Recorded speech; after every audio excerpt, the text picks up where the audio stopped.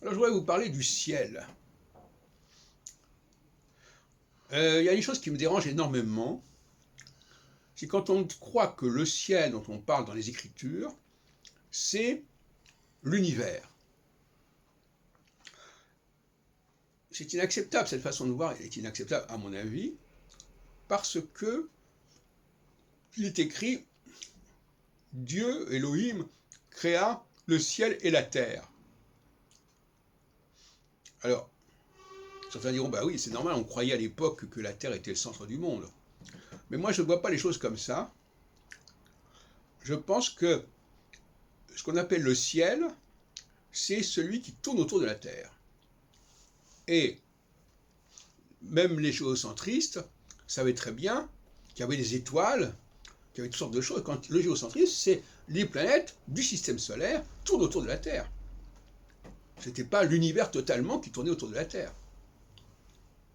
Donc, il faut faire attention à cette expression du mot ciel, en hébreu shamaïm, et eretz, la Terre. En réalité, il s'agit d'un seul et même système. C'est-à-dire que le système solaire fait partie intégrante de la Terre, en quelque sorte. Voilà ce que je dis. C'est-à-dire que la Terre, telle qu'elle a été conçue par les dieux, si on peut dire, est indissociable de la structure planétaire qui l'entoure. Et donc, il n'y a pas d'opposition entre le ciel et la Terre, il y a une opposition entre une sorte de structure qui s'appelle ciel-terre et le reste de l'univers. Pas du tout la même chose. L'astrologie est fondée là-dessus. L'astrologie nous dit qu'on ne peut pas comprendre ce qui se passe sur Terre si on ne comprend pas le système qui est articulé sur cette Terre, et notamment sur le cycle des saisons. C'est pas possible. Donc quand on nous dit que la Bible condamne l'astrologie, c'est une plaisanterie. Quoique dans la Bible, on trouve tout, c'est l'auberge espagnole, comme j'ai montré à plusieurs reprises. Mais en réalité, le premier verset du chapitre de la Genèse dit tout à fait autre chose. Alors je voudrais quand même préciser à propos du chapitre de la Genèse qu'en réalité, ça a été ajouté. L'Ancien Testament, le livre de la Genèse, son nom Genèse, ne vient pas du premier verset de la Bible, contrairement à ce que certains nous laissent croire.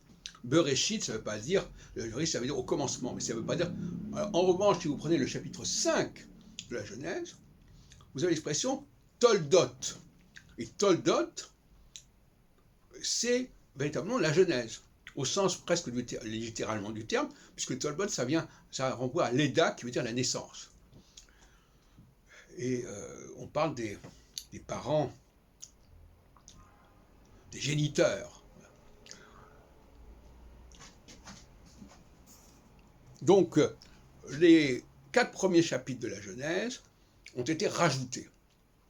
Et d'ailleurs, on s'en aperçoit, puisque l'hébreu utilisé, notamment dans le premier chapitre de la Genèse, est un hébreu qui ne tient pas debout. Puisque, à un moment donné du premier chapitre, on dit Bereshit bara Elohim et Hasham et reste, on dit bara. On ne respecte pas le vav renversif. Et quelques lignes plus tard, on dit Vayomer. Or, Vayomer, il y a le vav renversif, parce que ça ne veut pas dire Vayomer, ça ne veut pas dire il dira, ça veut dire il a dit. Voilà. Donc, il faut commencer le livre de la Genèse au chapitre 5, et dire quand vous comparez le début du chapitre 5 au début du chapitre 1er, vous voyez qu'il y a des similitudes évidentes.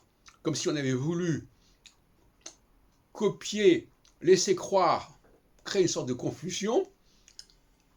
Et qu'est-ce qui se passe dans les premiers chapitres de la Genèse? Eh bien, toute l'histoire du Jardin d'Éden, par exemple, est dans les premiers chapitres de la Genèse.